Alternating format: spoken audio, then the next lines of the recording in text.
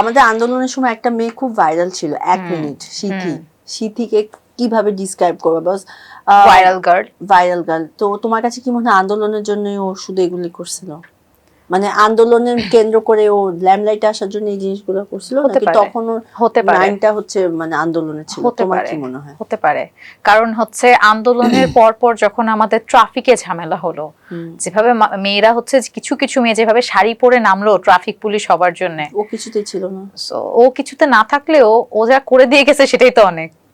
কি করে দিয়ে গেছে? এই যে বাঘিনী তাকে উপাধি দেয়া হলো, এখন প্রশ্ন হচ্ছে যে কি এমন করেছে? ওই দিন মানে যখন ছাত্রলীগ অ্যাটাক করলো ওই দিন রাতেও ছিল, মানে ওখানে থেকে পুলিশকে ট্র্যাকেল দেয়া, অনেক এমন মেয়ে ছিল, অনেক এমন মেয়ে ছিল। তো স্পেসিফিক ভাবে ওকে কে বলেছে কেউ সামনে আসছিল না?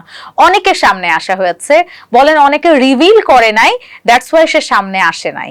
হ্যাঁ, অনেকে হয়তো ফেসবুকে পোস্ট করে নাই, এর জন্য সামনে আসে নাই।